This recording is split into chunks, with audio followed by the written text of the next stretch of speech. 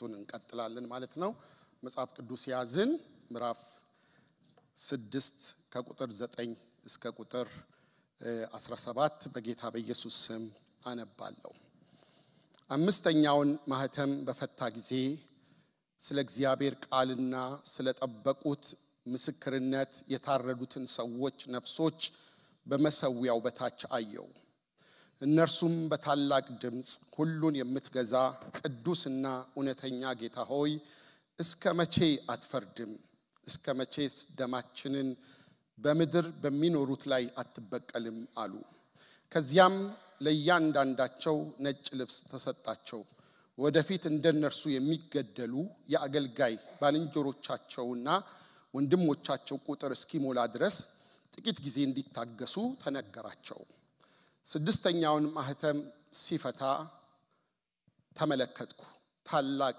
የምድር መናወጥ ሆነ ፀሐይም እንደ ማቅ ጠቆረች ጨረቃም በሙሉ እንደ ደም ቀላች የበለስ ዛፍ በብርቱ ነፋስ ስትወዛወዝ ያልበሰለው ፍሬ ከርሷ እንደሚረግፍ የሰማይ ኳክብት ወደ ምድር ረገፉ ሰማይ እንደ ጥቅልል መጽሐፍ ተጠቅልሎ አለፈ ተራሮችና ደሴቶች ሁሉ ከስፍራቸው ተወገዱ ከዚህ በኋላ የምድር ነገስታትና ገዦች የጦር መኮንኖች ሀብታሞች ብርቶች ባሮችና ጌቶች ሁሉ በዋሻዎችና በተራሮች አለት ውስጥ ተሸሸጉ ተራሮቹንና አለቶቹንም በላያችን ውደቁ በዙፋኑ ላይ ከተቀመጠው ፊት ከበጉም ቁጣ ሰውሩን ታላቁ የቁጣቸው ቀን መጥቷልና ማንስ ሊቆም ይችላል አሏቸው እንጸልይ እግዚአብሔር ሆይ አንተ በቃልህ የምትናገር የምታስተምር አምላክ ነህ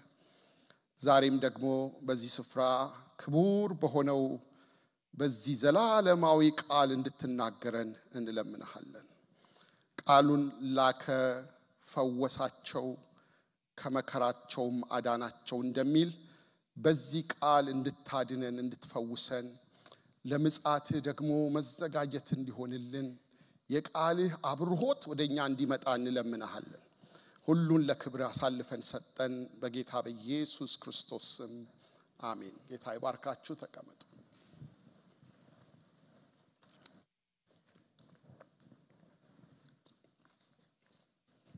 ፌስቡክ ላይ ከፖስቱ ኮሜንቱ የሚል አንድ ግሩፕ አለ አንዳንዴ አየዋለሁ በጣም ፈገግ ያሰኘኛል የሚጻፈውን ነገር ከፖስቱ ኮሜንቱ ነው የሚለው እና ሰሞኑን ያየሁት አንዱ ምን ብሎ ፖስት አድርጓል ዓለምን የማስተዳደር ስልጣን ቢሰጥህ ምን ታደርጋለህ ይላል እዛ ጥያቄ ስር ኮሜንት የተደረጉት ነገሮች በጣም የሚያስገርሙ ናቸው አራቱን ልንገራችሁ ከዛ ውስጥ ፒክ ያረኩት አንዱ ለናቴ የምትፈልገውን ሁሉ አደርግላታለሁ ይላል ዓለምን የሚያክል ነገር የማስተዳደር ስልጣን ከተሰጠኝ በቃ ለናቴ የሚያስፈልጋትን ሁሉ አደርጋለሁ ይላል ሁለተኛ ያየሁት አርሴናል ሻምፒዮን ሊግ ዋንጫ እንዲወስድ አደርጋለሁ ይላል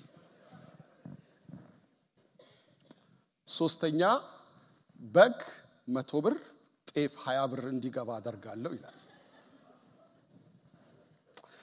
አራተኛው ግን ዛሬ ለማነሳው ነገር ልቤ ውስጥ ስለገባ ነው ይሄንን ላነሳላችሁ የፈለኩት ከምድረ ገጽ ጦርነትንና የጦር መሳሪያን ሁሉ አስወግዳለሁ መከራን ችግርን ስቃይን አጠፋለሁ ይላል በጣም ደስ ያለኝ እሱ ነው ግን በሚገርማችሁ ሁኔታ መከራ ጦርነት ስቃይ የማይቀሩ ነገሮች ናቸው የማይሻሩ የማይለወጡ ነገሮች ናቸው በተለይ ደግሞ እየተማርን ባለነው ማዕቀፍ ውስጥ 7 ከባድ የመከራ አመታት አሉ በጣም ከባድ የመከራ አመታት መከራው ስላጠረ ነው ሰው የሚተርፈው እንጂ ስለተመረጡት መከራውን አሳጥራለሁ ስላለ ጌታ ስለተመረጡት መከራው ስለሚያጥር ሰው ይተርፋል እንጂ በጣም ከባድ መከራ አለ ምጥ አለ ስቃይ አለ የያዕቆብ መከራ የተባለው እግዚአብሔር እስራኤልን የሚቀጣበት ክርስቶስን የናቀውን የዓለምን ሕዝብ የሚቀጣበት እስራኤልን ደግሞ ከመቅጣት ባለፈ በንስሐ የሚመልስበት የሮሜ 9 10 11 ተስፋ የሚፈጸምበት የወጉትን ያዩታል የሚለው ቃል የሚሰራበት እነሱን ለንስሐ የሚያዘጋጅበት ጊዜ የሚሆንበት ወቅት አለ ከፊት ለፊታችን የራእይን መጽሐፍ ስናነብ ምዕራፍ 1 ቁጥር 19 ላይ ያየኸውን ሊሆን ያለውን ጻፍ ብሎ ያለውን ጌታን በዛ በፊጢሞ ደሴት ተገልጦ አይቶታል እንደገናም የሰባቱን አብያተ ክርስቲያናት መልእክት ሰምተናል ከምዕራፍ 4 ጀምሮ ደግሞ ሊሆን ያለ ከፊት ለፊት ያለ ብለን ሊመጣሉትን ነገሮች አንስተናል ከፊት ለፊታችን ያለው ያልተፈጸመ ከራእይ ምዕራፍ 4 ጀምሮ እስከ ራእይ ምዕራፍ 22 ድረስ ገና የሚፈጸም ያልተፈጸመ ትንቢት ነው የተነገረ የትንቢት ቃል ነው የሚሆንበት ጊዜ ይመጣል የሚጀምረው ግን ቤተክርስቲያን ከተነጠቀች በኋላ በቤተክርስቲያን ንጥቀት ነው ፍጻሜው የሚጀምረው ብለን የሚደመደመው ደግሞ ጌታ ኢየሱስ ክርስቶስ ፍርድ ከፈረደ በኋላ ሌሎች የጥፋት ሰዎች ወደ ዘላለም ሞት ቅዱሳን ወደ ዘላለም ሕይወት ዘላለም ሲጀምር ፍጻሜ ያገኛል ብለን ነው እየተነጋገርን ያለነው ምዕራፍ 6 ታላቁን መከራ የምናይበት ምዕራፍ ነው ምዕራፍ 4 ላይ እግዚአብሔር አብ በዙፋኑ ላይ ተቀምጦ 24ቱ ሽማግሌዎች 4ቱ እንስሶች ሲያመሰግኑት ክብር ይገባሃል ሲሉት ዙፋኑን የከበቡ በርካታ ነገሮች በዙፋኑ ዙሪያ በዙፋኑ ውስጥ በዙፋኑ አጠገብ ይያልን በዙፋኑ ፊት ይያልን የተመለከተናቸው ብዙ ነገሮች አሉ ምዕራፍ 5 ላይ ዙፋኑ ላይ የተቀመጠው ደግሞ በቀኝ እጁ መጽሐፍ ይዞ እንዳየን መጽሐፉን ወስዶ የሚፈታ የሚመለከት በጠፋ ጊዜ እጅግ አለቀስኩ ብሎ ዮሐንስ ሲነግረን አታልቅስ የሚል ተስፋ ሰምቶ የፈታ የሚፈታ አለ ብሎ እንደነገረው የሚፈታ አለ በሰባት ማህተም የታተመውን የሚፈታ አለ ብሎ የነገረውን አሁን ሲፈቱ ነው ያየን ያለነው ምዕራፍ 6 ጀምሮ እየተፈቱ ማለት ነው የፈታ የሚፈታ ሁሉን የሚችል ሁሉን የሚገዛ የታረደ በግ አለ ብሎ ምዕራፍ 5 ላይ ነግሮት መጽሐፉን መተርተር ሲጀምር ነው ምዕራፍ 6 እነዛን በሰባት ማህተም ሰባት ጊዜ የተዘጋውን ጥቅልል መጽሐፍ በብራና የተጠቀለለውን መጽሐፍ አንድ በአንድ እየፈታ ነው ሲፈታ የመጀመሪያውን ሲፈታ ነጭ ፈረስ ወጣ ብለን አየን አይደለም ነጩ ፈረስ ቀስት ማስፈንጠሪያውን የታጠቀ ግን እዛ ውስጥ የምትወረወረውን ሄዳ የምትወጋውን ያለያዘ ደጋኑን የተሸከመ በነጭ ፈረስ ላይ የተቀመጠውን አየው ብሎ ያለው ነጩ ፈረስ ሐሰተኛው ክርስቶስ እንጂ እውነተኛው ክርስቶስ ምዕራፍ 19 ላይ በአምባ ላይ ፈረስ ተቀምጦ ይመጣ የነበረውን ስሙ የተጠቀሰውን በሰውነቱ ላይ የተጻፈ የተነገረለትን ጌታ የሚኮርጅ ሐሰተኛው ክርስቶስ አንታይ ክራይስት የክርስቶስ ተቃዋሚ ነው ብለናል የሚጀምረው በሱ ነው ዓለምን ሁሉ ለማስተዳደር ብቅ የሚል ኃይለኛው ሰው ታላቁ ሰው በጣም የሚያስገርም ተአምራት የሚያደርግ ሰው የዓለምን ውጥንቅጥ በሙሉ በቁጥጥሩ ማስገባት የሚችል ሰው ሐሰተኛው ክርስቶስ ከየት እንደሚነሳ እናውቅ ከየት አገር ብቅ እንደሚል አናውቅ ብዙዎች እንደሚሉት ከኢሮፕ ነው የሚነሳው ይላሉ ምናልባት ሊሆን ይችላል እሱ አለ ዓለምን በሙሉ መግዛት የሚችል ሰው አለ ሶ ልክ በሱ መገለጥ ነው 7 ዓመት የሚጀምረው የመጀመሪያዎቹ 3 ዓመት ተኩል መጠነኛ መከራዎች ከሁለተኛው 3 ዓመት ተኩል ደግሞ ከባዱ መከራ የሚሆንበት ነው ብለናል ከነጩ ፈረስ በኋላ ደግሞ የወጣው ቀዩ ፈረስ ለአጭር ጊዜ ሰላም ከሆነ በኋላ ወዲያው ጦርነትና እልቂት ይሆናል ምድር ትናወጣለች ሰዎች ያልቃሉ ብዙ ሰው ይሞታል ደም ይፈሳል ጦርነት ይሆናል ግጭት ይሆናል መገዳደል ይሆናል አለ ከዛ በኋላ ደግሞ አሁንም ሶስተኛውን ማህተም ሲፈታ እየፈታ ነው ጥቅልሉን እየፈታ ነው ሶስተኛውን ልክ ሲፈታ ደግሞ ጥቁር ፈረስ ጉራቻ ፈረስ ሚለው በድሮ ትርጉም ላይ በአዲሱ መደበኛ ደግሞ ጥቁሩ ፈረስ ወጣ ሚለው ደግሞ እሱን ፈረስ ተቀማጩ ማን እንደሆነ ምን እንደሆነ ይነግረናል ስሙን ማለት ነው የሁለቱን ፈረሶች ስም አልነገረንም ይሄኛው ግን ሞት የሚባል ደግሞ ሲኦል የሚከተለው ነው ይላል በጣም የሚገርም ነው ስሙ አለ እልቂት የሚሆንበት ጊዜ ማለት ነው ልክ ሶስተኛው ሲፈታ ሞት ይሆናል ሞትን የሚከተል ደግሞ ሲኦል አለ መቃብር አለ ይሞታል ቀብር ይሆናል ይለናል ከዛ ደግሞ አራተኛውን በፈታ ጊዜ ግራጫ ፈረስ ወጣ ይላል መቅሰፍት ይሆናል ይለናል ከባድ የሆነ መቅሰፍት በመድር ላይ ይመጣል እነዚህ ነገሮች ስትመለከቱ ቀዩ ፈረስ ጦርነት ነው ሁሉ ጊዜ ደግሞ በታሪክ ውስጥ ከጦርነት በኋላ ረሃብ አለ ጥቁሩ ፈረስ አለ ረሃብ ይሆናል ኢኮኖሚው ይመታል ልማት ይወድማል እርሻዎች ሀብቶች ይወድማሉ የሚበላ ይጠፋል ረሃብ ይሆናል ከረሃብ በኋላ ደግሞ መቅሰፍት አለ ወረርሽን አለ በሽታ ይገባል ይታመማል ሰው በከፍተኛ ወረርሽን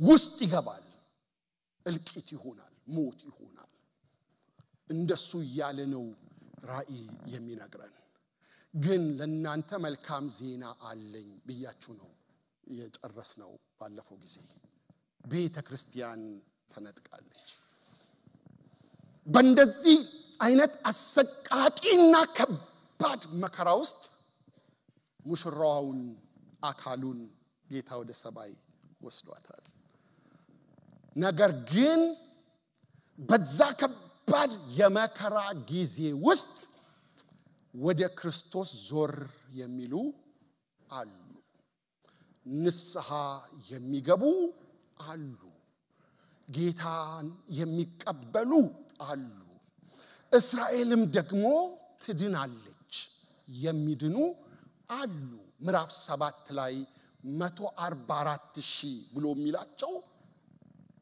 ጆቫ ዊትነሶች እኛንን ብለው 144,000 ለመሙላት በጣም ሮጠው ከ144,000 ደግሞ አለፉ እና አሁን ደግሞ ሌላ ነገር ማለት ጀምረዋል እዛ ላይ ሊትራሊ የነገዶቹ ስም ተቀምጧል ምዕራፍ 7 ላይ ስንደርስ እናያለን ከእስራኤል የሚድኑ ናቸው ሊትራል ቁጥር ነው ወይስ ደግሞ እስራኤልን የሚወክል ሐሳብ ነው የሚለውንም ለማየት እንሞክራለን ከዛ በኋላ አምስተኛው ማህተም ይፈታል የፈረሶቹ ያበቃል 4 ፈረሶች ናቸው የሚታዩት እነዚህ 4ቱ ፈረሶች የመጀመሪያውን 3 ዓመት ተኩል የመከራውን ዘመን የሚወክሉ ናቸው በዛ የ3 ዓመት ተኩሉ የመከራ ጊዜ የሚሆኑ ናቸው መከራው በጣም ከባድ ያደረገው ምክንያት ብለን አንድ 4 ነገሮች አንስተናል አንደኛ መንፈስ ቅዱስ ስለሚሄድ አለ መንፈስ ቅዱስ የመጣው በባለ 50 ቤተክርስቲያን ስትወለድ ነው አሁን ደግሞ ቤተክርስቲያንን ይዞ ስለሚሄድ የሚከለክል የለም ተሰሎንቄ 2 ላይ አሁን የሚከለክል አለ የአመጽ አሰራር ሙሉ ለሙሉ እንዳይገለጥ የሚከለክል አለ መንፈስ ቅዱስና ቤተክርስቲያን የሉም ቤተክርስቲያን የገሃነም ደጆችን የምትዘጋናት አመጻን የምትቋቋምናት የለችም ሶስተኛው ደግሞ ያየነው የእግዚአብሔር የራሱ ቁጣ ጊዜ ነው እግዚአብሔር ጽዋው ሞልቶ የሚቆጣበት የእግዚአብሔር ቁጣ ነው እነ ኢዮኤል ይሄን ተናግረዋል እነ ሶፎንያስ ይሄን ተናግረዋል ጳውሎስ ይሄን ተናግረዋል የእግዚአብሔር የቁጣ ጊዜ ነው 7 ዓመታት እግዚአብሔር ደግሞ ልጆቹን አይደለም የሚቆጣው ሮሜ 8:1 ላይ በክርስቶስ ኢየሱስ ላሉት ኩነኔ የለባቸው። ኢየሱስ ጌታ ነው። ጌታን ያገኙ ከቁጣው ድነዋል። የእግዚአብሔር ቁጣ በእነሱ ላይ የለም። እግዚአብሔር አስመልጧቸዋል። ስለዚህ ይሄ ነው። አራተኛው ደግሞ ሰይጣን አጭር ጊዜ ብቻ እንዳለው ስለሚያውቅ በዛች ጊዜ ውስጥ ክፋትና አመጽ የኃጢአት ኃይል ያለ ገደብ የሚለቀቅበት ጊዜ ይሆናል ማለት ነው። አምስተኛውን ማህተም ፈታው። እንደዚህ ይላል። አምስተኛው ማህተም ሲፈታ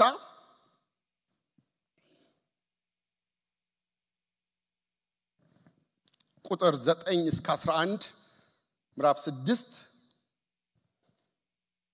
አምስተኛውን ማህተም በፈታ ጊዜ ስለ እግዚአብሔር ቃልና ስለ ጠበቁት ምስክርነት የታረዱትን ሰዎች ነፍሶች በመሰዊያው በታች አየው።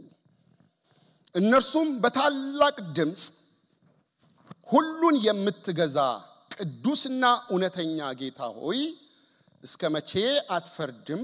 እስከ መቼስ ደማችንን በምድር በሚኖሩት ላይ አትበቀልም አሉ። ከዚያም ለእያንዳንዳቸው ነጭ ልብስ ተሰጣቸው። ወደፊት እንደነርሱ የሚገደሉ የአገልጋይ ባልንጀሮቻቸውና ወንድሞቻቸው ቁጥር እስኪሞላ ድረስ ጥቂት ጊዜ እንዲታገሱ ተነገራቸው ይላል። አሁን እየቀጠለ ነው። አራቱን ሲፈታየን አምስተኛውን ማህተም ደግሞ ፈታው። አምስተኛው ማህተም ሲፈታ የመጀመሪያዎቹን አራቱን ማህተም ሲፈታ ዮሐንስ በመንፈስ ወደ ሰማይ ቢሆንም ይሄዳው እነዚህ ነገሮች ግን የሆኑት ምድር ላይ ነው። አራቱም ፈረሶች ሲወጡ አየው የሚለው ምድር ላይ የሚሆኑ ነገሮች ናቸው። ሐሰተኛው ክርስቶስ ይወጣል፣ ጦርነት ይሆናል፣ ረሃብ ይሆናል፣ ቸነፈር ሞት ይሆናል ብሎ የሚለው ምድር ላይ ነው። ልክ አምስተኛው ማህተም ሲፈታ ዮሐንስን መልሰን የምናገኘው ሰማይ ነው። ሰማይ ላይ ደግሞ የሚሆነውን ያያል። ሰማይ ላይ በመሰዊያው ስር የታረዱ ነፍሶችን አየው ይላል። ታርደዋል፣ የሞቱ ናቸው።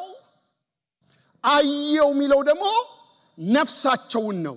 ነፍስ በዛ በመሰዊያው ስር ሆና ያያል። ልክ ዘሌዋውያን ላይ ስለሚቃጠል መስዋዕት እንደሚናገር ሕይወቴ ደግሞ ሊሰዋ ነው ብሎ ጳውሎስ እንደሚያወራ እነዚህ ክርስቲያኖች በዛ የመከራ ጊዜ ውስጥ ቅድም እንዳልኳችሁ ጌታን ያገኙ በመከራው ሰዓት የጸኑ መከራውን የመጣው የሐሰተኛውን ክርስቶስን አካሄድ ላለመቀበል የባነኑ የእስራኤል ልጆች ሌሎችም ህዝቦች የሚድኑ በዛ ዘመን የነበረው ደግሞ የሚኖረው ሐሰተኛው ክርስቶስ ደግሞ ያረዳቸው ነፍሶች ናቸው በሰማይ። አሁን ያንን ነው የሚያየው። ልክ ራእይ ምዕራፍ 20 ቁጥር 4 ላይ ሲናገር ስለ ኢየሱስ ምስክርና ስለ እግዚአብሔር ቃል ራሶቻቸው የተቆረጡባቸው ሰዎች ነፍሳት ለአውሬውና ለምስሉ ያልሰገዱ ዋው ምልክትንም በግንባራቸውና በእጆቻቸው ላይ ያልተቀበሉትን አየው ከክርስቶስ ጋር ደግሞ 1000 ዓመት ነገሱ ይላል። እነዚህ ሰዎች ናቸው ዮሐንስ ያያቸው ያለው አምስተኛው ማህተም ሲፈታ ለምስሉ አንሰግድም ያሉ። ልክ በዳንኤል መጽሐፍ ላይ ሐሰተኛው ክርስቶስ የጥፋት ርኩሰት በተቀደሰው ስፍራ ምልክቱን እንደሚያቆም አምልኮና ስግደት የሚገባኝ እኔ ነኝ ብሎ ራሱን እግዚአብሔር አድርጎ እንደሚገልጥ ያን ጊዜ ይሄንን አምልኮ አናቀርብም፣ ለአውሬው አንሰግድም፣ ምልክትን አንቀበልም 666 ሁላችንም ምናቀው ብዙዎቻችን ሁሌ የምናነሳውን የአውሬውን ቁጥር አንወስድም የሚሉ ምልክቱን በግንባራቸው ይሁን በእጆቻቸው ላለመቀበል የቆረጡ ታርደዋል የነሱ ነፍሶች ናቸው በመሰዊያው ስር አዩዋቸው ይላል እንደሚታረድ መስዋዕት ሕይወታቸው ተሰውቷል ለእምነታቸው ጸንተዋል እነዚህን ሰዎች እንዳየ ይነግረናል እነዚህ ሰዎች ለምንድነው የታረዱት ሚለውን ሲነግረን ሁለት ነገሮች ይነግረናል አንደኛ ስለ እግዚአብሔር ቃል ነው የታረዱት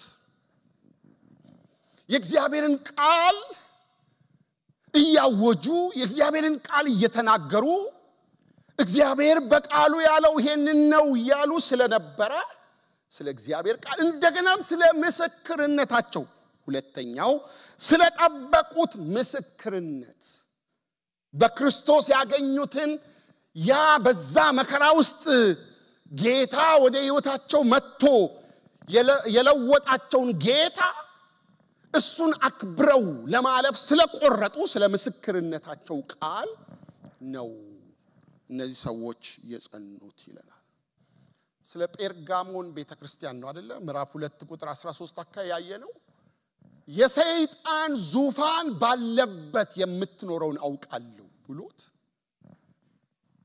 በዛ ከባድ የጴርጋሞን ቤተክርስቲያን በመከራ ውስጥ ያለፈች የተወደደው አንቲጳስ በተገደለበት ጊዜ እንኳን ሃይማኖትን ጠብቀሃል ይለዋል እምነትን ይዘሃል ጸንተሃል እንዲህ ባለ ከባድ ሁኔታ ውስጥ ሕይወታቸው የተለወጡ ሰዎች እምነታቸውን ስለያዙ ስለጸኑ የታረዱ ናቸው ይላል ግን ጥያቄ አላቸው ዮሐንስ ይነግረናል ጥያቄ ቁጥር 10 ላይ ሁሉን የምትገዛ ቅዱስና እውነተኛ ጌታ ሆይ እስከመቼ አትፈርድም እስከመቼስ ደማችንን በምድር በሚኖሩት ላይ አትበቀልም እያሉ ነው ነፍስ ናቸው ይናገራሉ ነፍስ ናቸው ነፍሶች ናቸው በሰማይ ያሉ ቅዱሳን ነፍሶች ናቸው የታረዱ ናቸው ደማቸው የፈሰሰ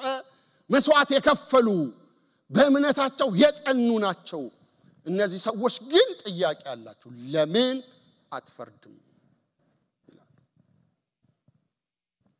ለምን ዝም ትላለህ ግፍ የሆነ ነው እልቂት የሆነ ነው አረዱን እኮ ታርደን የመጣ ነው ደማችን ፈሶ ነው የመጣ ነው ፍረድባቸው የአቤል ደም ይጮህ ነበር አይደል ምዕራፍ 4 ላይ ቁጥር 7 ጌታ ምን አለው ምን አደረከው የወንድም የደሙ ድምጽ ወደኔ ምን ያረጋል ይጮሃል እየጮሁ ነው ፍትህ እየጠየቁ ነው መልስ ሲሰጣቸው ጌታ ምን አለ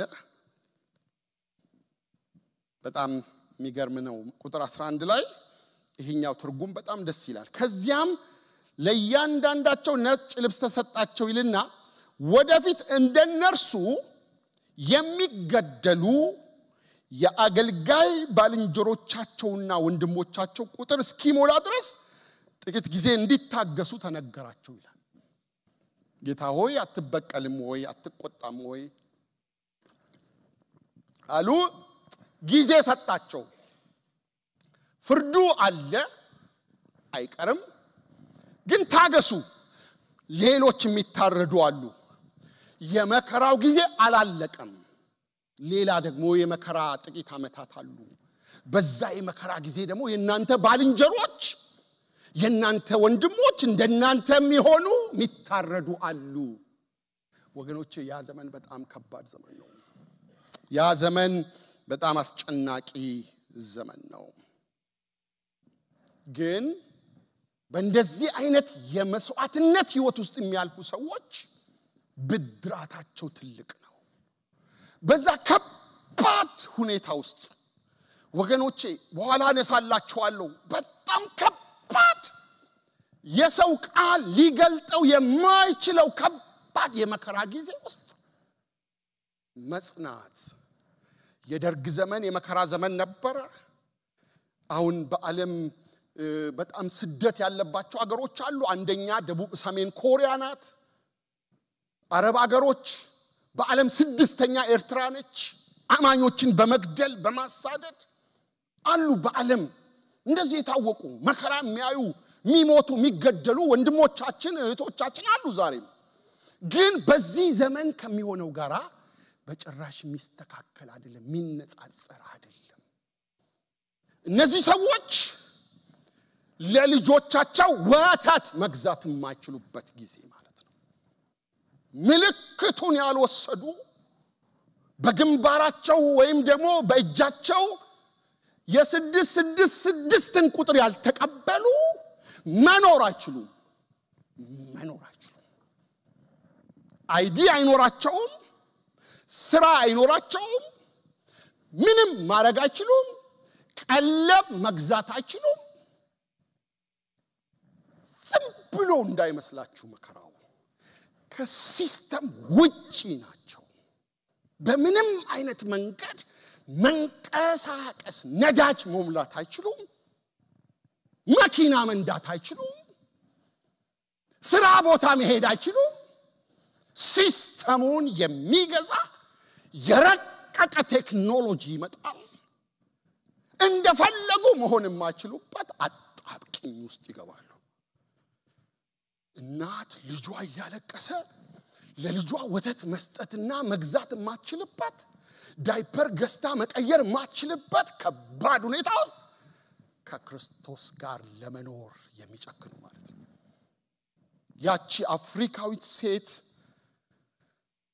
ክርስቶስን ባገኘች ጊዜ ገና እንደወለደች ሕፃኗን ይዘውባት እስር ቤት አስገብተዋት ከዚህ በፊት ዕብራውያንን ስንማር ነግሬያችኋለሁ እናትየው ጡቷ ወተት ሊያወጣ ተወጥሮ ልጇ ያለቀሰ ልጅሽን አጥቢና ክርስቶስን ክደሽ ውጪ ሲሏት አላደርገውም ጡቷ ተወጥሯል የልጇን ሲቃት ሰማለች ልጇ ያበደ ያለቀሰ አጠገቧ ጎን አስተኝታው ሞተ ግን እሷ በእምነቷ ጸናች 86 ዓመት ስከተለው አንድ ቀንም ያላስቀየመኝን ክርስቶስን አልክደውም ብሎ ያ ሽማግሌ ሰው እዛ እሳት ውስጥ ተወርውሮ እንደተጣለ የከፋ መከራ ነው ይሄ መከራ በጣም ከባድ መከራ ነው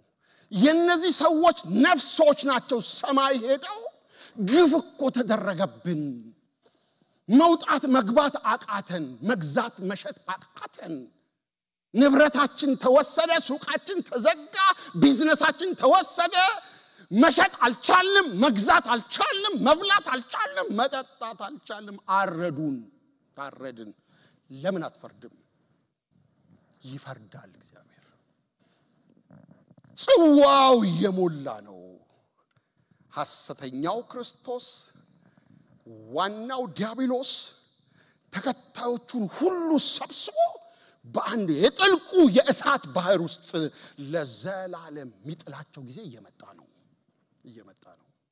ጊዜው ይመጣል አላቸው ስለዚህ ወገኖቼ ሆይ መከራው ዝም ብሎ መከራ አይደለምና ባካችሁ አማኞች በዚህ መከራ ያልፋል አትበሉ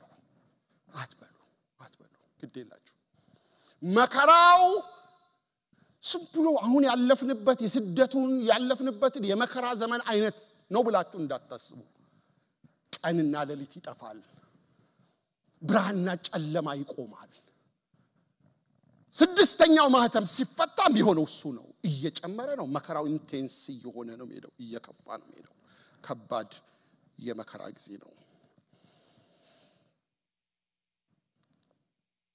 ስድስተኛው ማህተም ሲፈታ ታላቅ የምድር ነውጥ ይሆናል ቁጥር 12 ጀምረን እናንብብ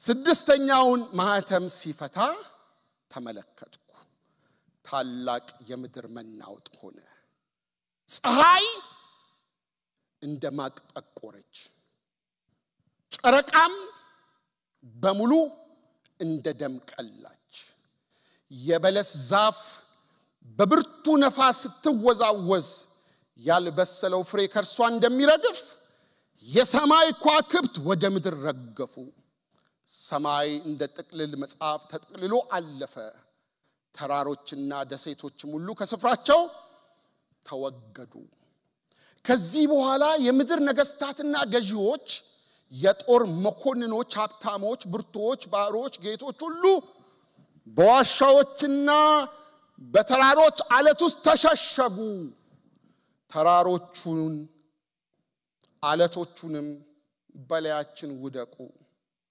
በዙፋኑ ላይ ከተቀመጠው ፊት ከበጉም ቁጣ ሰውሩን ታላቁ የቁጣቸው ቀን መጥቷልና ማንስ ሊቆም ይችላል አሏቸው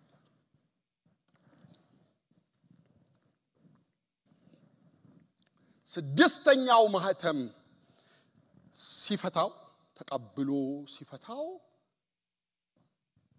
ዓለም በከባድ ትርምስ ውስጥ ገባች ይላል ኮስሞቲክ ዲስኦርደር የኮስሞ ምንለው ይሄ ዓለም በሙሉ ከባድ ሜስ ውስጥ ይገባል ስድስተኛው ማህተም ሲፈታ አሁን ያየናቸው ነገሮች በሙሉ ይሆናሉ ሊትራል ነው መንፈሳዊ ትርጉም አይደለም ኳክብት ነው ፀሐይ ነው ጨረቃ ሚለን ጨረቃ ነው ይሆነ ያለው ነገር በሙሉ የሚሆን ትክክለኛ ነገር ነው ምንድነው ካላችሁ በጉ ተቆጣ ይላል ለዚህ እኮ ነው ከበጉ ቁጣ ማን ሊያድነን ይችላል እንዴትስ ልንድን እንችላለን ከበጉ ቁጣ በጉ አሁን የሚቆጣ በግ ሆነ ማለት ነው ትላንትና የሚታረደው በግ የዓለምን ኃጢአት የሚያስወግድ የእግዚአብሔር በግ ብሎ ዮሐንስ የነገረን ይሄ በግ አሁን ምን ሆነዋል ሚቆጣ ሆነዋል ተቆጪ ከሱ ቁጣ ከበጉ ቁጣ ከጌታ ቁጣ ማን መዳን ይችላል በጉ ሲቆጣ ሁለት ትላልቅ ነገሮች ይሆናሉ እዚህ ክፍል ላይ አንደኛ ፍጥረታት ሁሉ ይናወጣሉ መከራው እየጨመረ ነው እያደገ ነው 7 ላይ ስንደርስ ሰባተኛው ሲፈታ ልክ አዲስ 7 መለከት የያዙ መላእክት ነው የምናገኘው እየጨመረ ነው የሚሄደው ልክ ከሰባቱ መለከት በኋላ ሰባተኛው ሲፈታ 7 ደግሞ የተሞላ ጽዋ ደግሞ ሲፈስ ነው የምናየው እንደዚህ ያለ እየጨመረ ነው በዛች 7 አመት ውስጥ ነው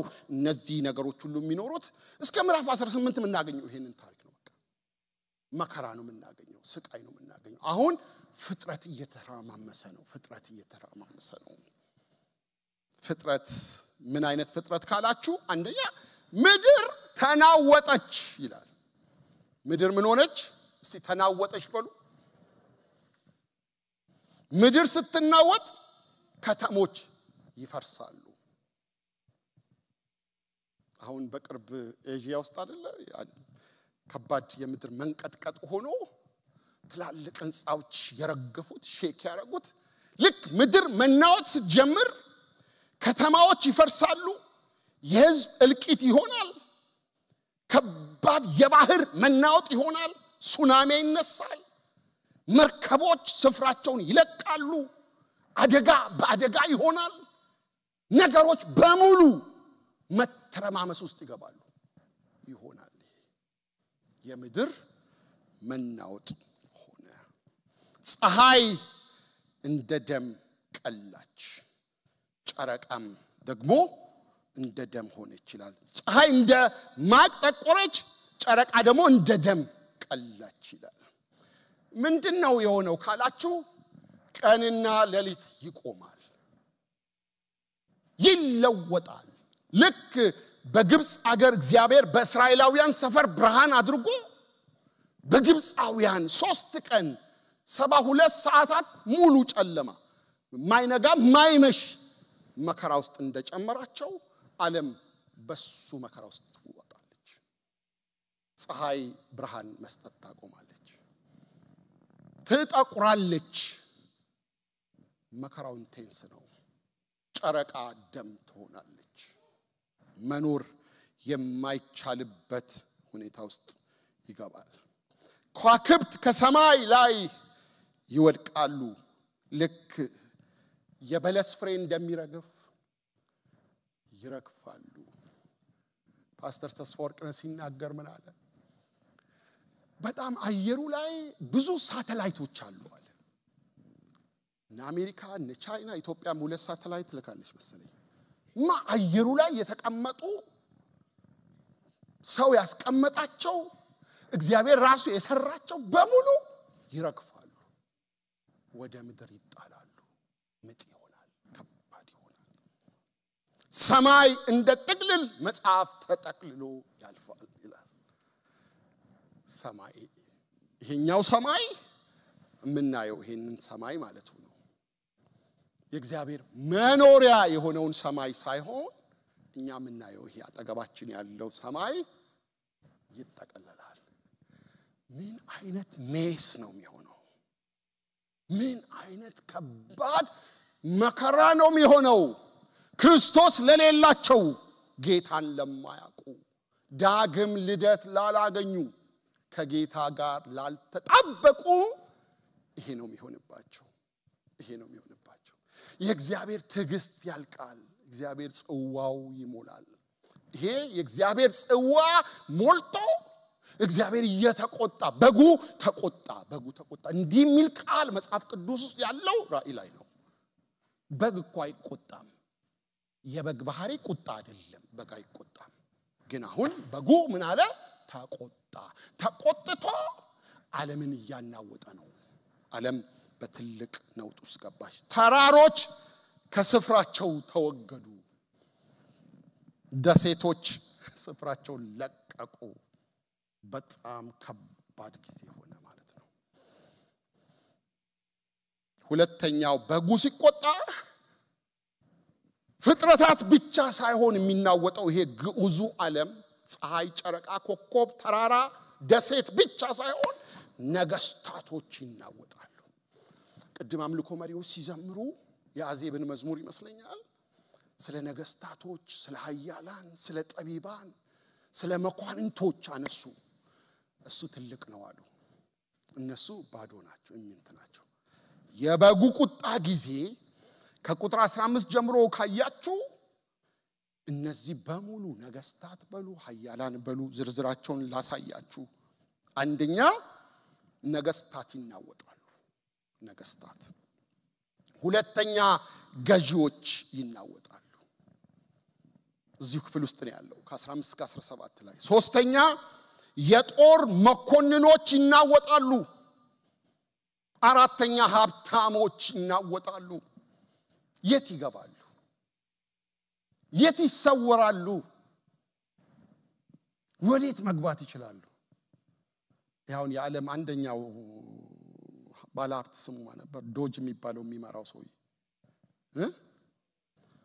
አለን ማስክ የተባለው ሰውዬ ይናወጣል። ያን ጊዜ የሚገባበት የለው።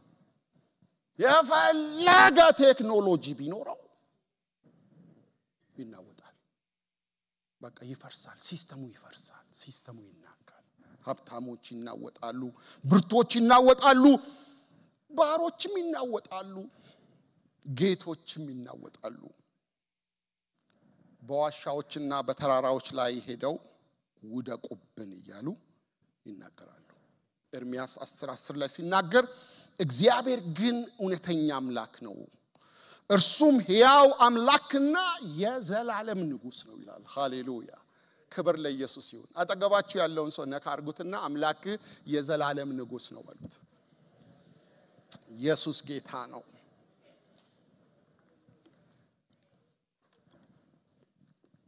ከዛ ምን አለ? ከቁጣው የተነሳ ምድር ተንቀጠቀጠች፣ ትንቀጠቀጣለች፣ አሕዛብም መዓቱን አይችሉትም። ከቁጣው የተነሳ ምድር ትንቀጠቀጣለች፣ አሕዛብ ደግሞ መዓቱን አይችሉትም ይላል።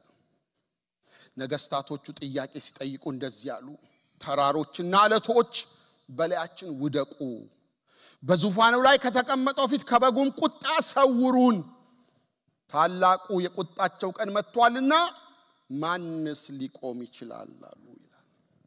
ማንስ ሊቆም ይችላል? ይሄ ጥያቄ ነው። የምዕራፍ 16ቱ ማጠቃለያ ጥያቄ ማን ነው? የምዕራፍ 6ቱ የመጨረሻው የሚነሳው ጥያቄ ማንስ ሊቆም ይችላል ይላል። የሚቆሙ ምዕራፍ 7 ላይ 144,000 የታተሙ ይቆማሉ። ንስሐ ገቡ አይለንም። የሚያሳዝነው እሱ ነው። እንዲህ ያለ ትርምስ የሆነ ዓለም በዚህ አይነት ከባድ ሜስ ውስጥ እያለፈች ወደ እግዚአብሔር ተመለሱ አይለንም። ማን ይድናል? በዚህ ቁጣ ማን ይተርፋል? የሚተርፉትን ያነሳልናል። ወገኖቼ ሆይ ሊመጣ ያለው ዘመን በጣም ከባድ ዘመን ነው። የመጨረሻው ዘመን የመከራው ጊዜ በጣም ከባድ የመከራ ጊዜ ነው። ከዚህ የመከራ ጊዜ መትረፍ የሚችሉ ጌታን ያገኙ ናቸው። እዚህ ጉባኤ ውስጥ ጌታ ይሌላችሁ አላችሁ። ምናልባት ከርቀት ሆናችሁ ይህንን ቃል የምትሰሙ ጌታ ከሌላችሁ ከዚህ ቁጣ ዳኑ፣ ከዚህ መከራ ዳኑ። ሊመጣ ያለው መከራ በጣም ከባድ መከራ ነው። አምልጡ። ማምለጫው ኢየሱስ ነው። ማምለጫው ጌታ ብቻ ነው። ወገኖቼ ሁለቱ አብረው ወደ ወፍጮ ቤት ይሄዳሉ። አንዱ ይወሰዳል፣ አንዱ ይቀራል። እንደዚህ ያለ ማቴዎስ 4 ላይ የሚነግረን ቃል አለ። ምናልባት ሳትወሰዱ እንዳትቀሩ ወይም ደግሞ ሳትነጠቁ እንዳትቀሩ፣ ለዚህ መከራ ተላልፋችሁ እንዳትሰጡ ከጌታ ጋር ተጣበቁ። ጌታን የሙጥኝ ያዙት። ዛሬ በነጻነት ነው የምናመልከው። ዛሬ መከራ የለም። እንደ ሰሜን ኮሪያ አይደለም እኛ የምናመልከው፣ ወይም ደግሞ እንደ ኤርትራ አይደለም እኛ የምናመልከው። በነጻነት እያመለክን ነው። የበለጠ ጌታን እንጠጋው፣ እንውደደው፣ እናክብረው፣ ከሱ ጋር እንሁን። እነዚህን ሰዎች ሽልማታቸውን ሲነግረን፣ የታረዱ ነፍሶችን ብድራታቸውን ሲነግረን፣ ነጭ ልብስ ለበሱ፣ ከጌታ ጋር ነገሱ ይለናል። በቃ ድል ነስተዋል። ሞትን ተቀብለው የሞትን ጽዋ ጠጥተው አንገታቸው ታርዶ ወደ ጌታ ሄዱ። ጌታ ሸለማቸው፣ ነጭ ልብስ አለበሳቸው፣ ድል ሰጣቸው። እንደሱ በድል ህይወት እንድንኖር፣ ጌታ በእኛ ህይወት እንዲከብር፣ ጌታን ወገኖች ሆይ አስከብረን እንድናልፍ ከጌታ ጋር እንጣበቅ።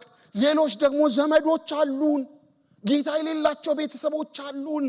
ይህን የመከራ ዘመን እየነገርናቸው ወደ ጌታ እንዲመጡ እናግዛቸው። ጌታ እንዲከተሉ፣ ጌታ እንዲያውቁ፣ ጌታ እንዲያመልኩ። ከባድ ዘመን አለ ብላችሁ ወንጌል ስበኳቸው፣ ክርስቶስን ንገሯቸው። ሰዎች ወደ ጌታ ይምጡ፣ ጌታን ይቀበሉ፣ ጌታን ያግኙ። ከዚህ ቁጣ ማን ያድነናል ካሉ በጉ ነው የሚያድናቸው። ከበጉ ቁጣ ማዳን የሚችል ሌላ ኃይል የለም። ራሱ በጉ ግን ያድናል። አድነኝ ብለው ለመጡ፣ ለተከተሉት፣ ለፈለጉት እሱ ያድናል። ስለዚህ ወገኖቼ ሆይ ማህተሙ ሲፈታ ሊሆኑ ያሉ ነገሮች ከፊት ለፊታችን ያሉት በርካታ ነገሮች አሉ። ሰባተኛውን ማህተም ሲፈታው የሚቀጥል ሌላ 7 መለከት አለ። እሱ በጣም ከባድ ጊዜ ይሆናል። በዚህ በምዕራፍ 6 እና በምዕራፍ 8 መካከል ምዕራፍ 7 ላይ የእግዚአብሔርን ጸጋ ደግሞ እናያለን። ምዕራፍ 7 ላይ ምዕራፍ 8 ላይ ልክ 7ኛው ማህተም ሲፈታ የግማሽ ሰዓት ጸጥታ ዝምታ ሆነ ይላል። ኢንቴንስ በሆነ የሆረር ፊልም እያያችሁ ፊልሙ አስጨንቋችሁ የሆነ ሞመንት ላይ ብሪዝ የምታረጉበት አይነት እንደሚሆን እንደሱ 7ኛው ጽዋ ሲፈታ የግማሽ ሰዓት የእግዚአብሔር የጸጋ ጊዜ ደግሞ አለ። እሱን እያየን እንሄዳለን።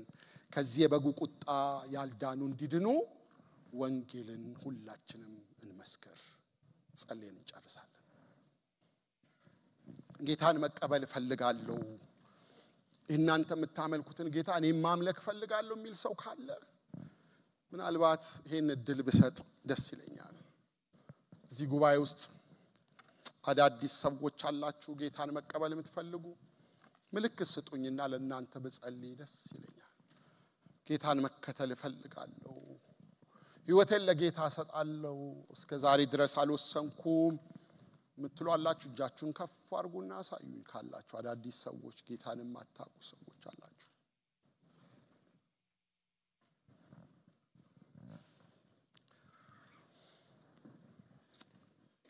ጌታ ሆይ የማዳንህ ኃይል በጨለማ ባሉት ሁሉ ላይ ዛሬም እንዲገለጥ ጸልያለሁ አንተ አዳኝ ነህ አድን ዛሬም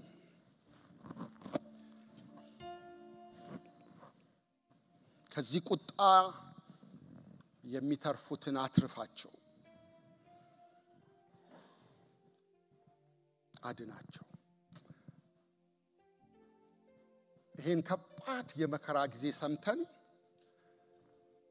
ዲፕረስድ እንዳንሆን ለኛ ግን የሚመጣ ጌታ አለ አምልኮ መሪዎች ወደዚህ ይመጡና የሚመጣ የድል ንጉስ እያሉ ሶስት ጊዜ ይዘምሩልንና እንጸልያለን የሚነግስ ጌታ ኢየሱስ በቃ ዓለምን የሚገዛ የሚቆጣጠር የነገስታት ንጉስ የጌቶች ጌታ አዳኛችሁ አለ አምላካችሁ አለ እናንተ ከዚህ ቁጣ የዳናችሁ ናችሁ ከዚህ ቁጣ ያመለጣችሁ የተረፋችሁ ናችሁ ዓለም በዛ ነውጡ ስታልፍ ለናንተ የመጣላችሁ ጌታ አለ የክብር ንጉስ አለ ኢየሱስ አለ መጥቷል ደግሞም ይመጣልናል ሊወስደን የሚመጣ የሚከብር ጌታ አለን ሃሌሉያ ሃሌሉያ ማራናታ ማራናታ ማራናታ ከፍ በል ኢየሱስ ክብር ይሁንልህ ምስጋና ይሁንልህ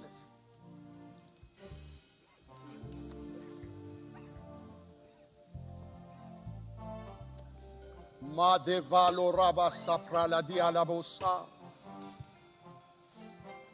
ተስፋ አላችሁ እናንተ የተባረከ ተስፋ ነው የሚጠብቃችሁ እንጂ መከራ አይደለም የሚጠብቃችሁ የምትጠባበቁት ከፊት ለፊታችሁ ለናንተ የጌታ የኢየሱስ ክርስቶስ ተመልሶ እናንተን ለመውሰድ መምጣት ነው የተባረከ ተስፋ አለኝ የምትሉ ቆሙና እናምልከው ጌታን ሃሌሉያ በቃ የተባረከ ተስፋ ጌታዬ ይመጣልኛል እኔ ከመከራ ከሞት ከስቃይ ተርፌያለሁ በሉና አመስግኑት አክብሩት ጌታን ሃሌሉያ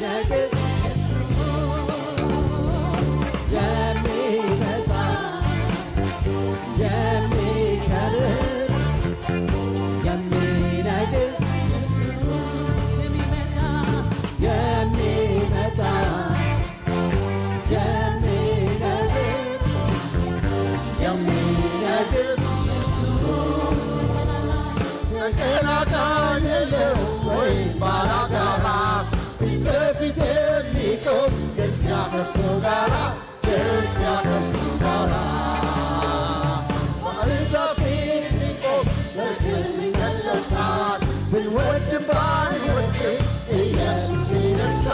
ኢየሱስ ይነሳ የሚመጣ የሚከብር የሚነግስ ኢየሱስ ይመጣ የሚመጣ የሚከብር የሚነግስ የሚመጣ የሚከብር የሚነግስ ሃሌሉያ ሃሌሉያ ሃሌሉያ ሃሌሉያ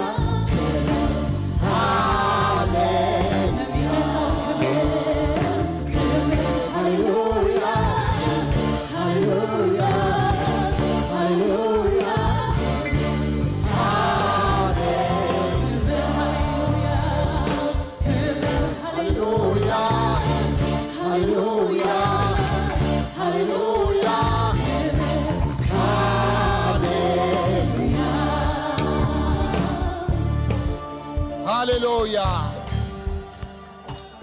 አምላካችን እግዚአብሔር ሆይ አንተ ሁሉን ትገዛለህ መንግስትህ የዘላለም መንግስት ነው ሁሉን የፈጠርክ ሁሉን እንደወደድክ የምታደርግ አንተ ብቻ ነህ ጌታ ሆይ በእኛ ህይወት ውስጥ ስለሰራኸው ድንቅ ሥራ በጨለማችን ላይ ብርሃን አብርተ ከሞት ከመከራ ከዘላለም ቁጣ ያዳንከን አንተ ነህ በእውነት በጣም አድርገን እናመሰግንሃለን ክብር ላንተ ይሁን ምስጋና አምልኮ ላንተ ይሁን እንዳንተ ያለ ማንም የለም አዳኛችን ንጉሳችን አንተ ብቻ ነህ ጌታ ሆይ ክብርን ምስጋናን እንደ 24ቱ ሽማግሌዎች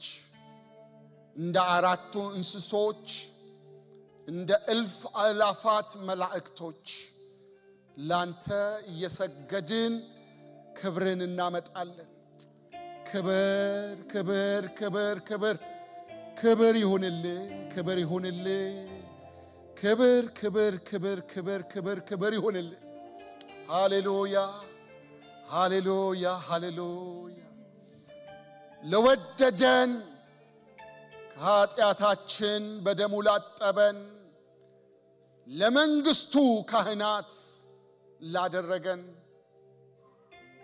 ለአምላካችን ክብር ምስጋና እልልታ ጭብጨባ ይሁን ሃሌሉያ ሃሌሉያ ሃሌሉያ ሃሌሉያ ሃሌሉያ ሃሌሉያ ሃሌሉያ ሃሌሉያ ሃሌሉያ ክብር ይሁን ክብር ይሁን ክብር ይሁን ክብር ይሁን ክብር ይሁን ክብር ይሁን ክብር ይሁን ወገኖቼ እናንተ ተስፋ እንደሌላቸው እንደሌሎች እንዳትሆኑ ተስፋ እንደሌላቸው እንደሌሎች እንዳታዝኑ ተስፋ እንደሌላቸው እንደሌሎች እንዳትቆዝሙ ተስፋ አላችሁ ኪዳን አላችሁ አዳኝ አላችሁ ቤዛ አላችሁ የተባረከ ተስፋ አላችሁ የጌታ የኢየሱስ ክርስቶስ ተመልሶ ወደኛ መምጣት የተባረከ ተስፋችን ነው ማራናታ አሜን ጌታ ኢየሱስ ሆይና ማራናታ አሜን ጌታ ኢየሱስ ሆይና ሐዘን ወደሌለበት ህመምና ስቃይ ወደሌለበት ቀንና ሌሊት ወደማያስፈልግበት በጉ ሁሉ ጊዜ መብራት ወደ ሆነበት ወደ ዘላለም ቤታችን ወደ ዘላለም ርስታችን ወደ ከበረው የዘላለም ሕይወት ስለተጠራን ስለሚጠብቀን ታላቅ ክብር ከበጉ ጋር ስለምንነግስ በሺህ ዓመት መንግስት ስለምንነግስ እናንተ ያባቴ ብሩካን ናችሁ ዓለም ከተፈጠረ ጀምሮ ወደ ተዘጋጀላችሁ ደስታ ግቡ ብለ የምትለን ተርቤ አብልታችሁኛል ተጠምቼ አጠጥታችሁኛል ታስሬ ጠይቃችሁኛል ታርዤ አልብሳችሁኛል ኦ ሃሌሉያ ሃሌሉያ ሃሌሉያ አምላካችን አባታችን ንጉሳችን መድኃኒታችን አዳኛችን ክብር ላንተ ይሁን ሃሌሉያ እስቲ አንድ 30 ሰከንድ ውሰዱና ቀኝ እጃችሁን ልባችሁ ላይ አድርጋችሁ ግራ እጃችሁን ወደ ሰማይ አንስታችሁ እግዚአብሔርን አመስግኑት ፕሊዝ አመስግኑት አምልኮ መሪዎች የሐዋርያትን ጸሎት እየተዘጋጁ በአባታችን ሆይ ጸሎት እንጨርሳለን ግን አመስግኑ ጥቂት ደቂቃ ልባችሁ ላይ እጃችሁን አርጉና የሚጠብቃችሁ ተስፋ አላችሁ እናንተ ከሞት አምልጣችኋል አይፈረድባችሁም የእግዚአብሔር ቁጣ በእናንተ ላይ የለም አይቆጣችሁም በጉ እናንተን አይቆጣም ከበጉ ቁጣ አምልጣችኋል ድናችኋል ተርፋችኋል ሕይወት አግኝታችኋል ሃሌሉያ ሃሌሉያ ሃሌሉያ ሃሌሉያ አመሰግናለሁ በሉት እግዚአብሔርን ሃሌሉያ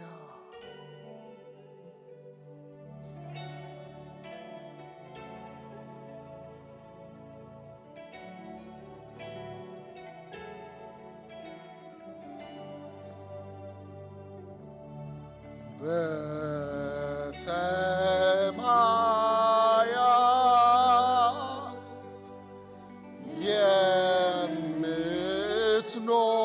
የምትኖር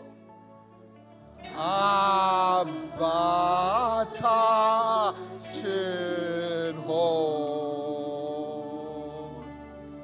ስምህ ይቀደስ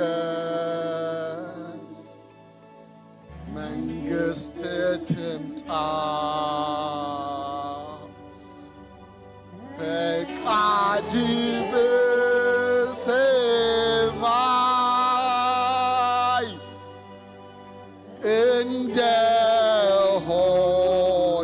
እንደሆነች እንዲሁም በምድር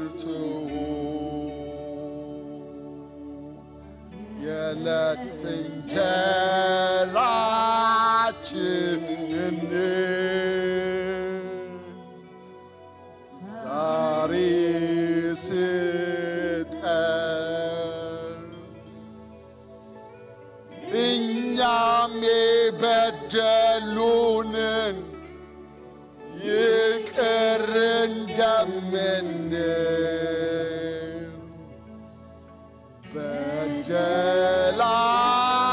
በደላችንን ይቅር በለን ከክፉ አድነን እንጂ ማዴቫላ ዶቫላ ባራ ከፈተና አታግባን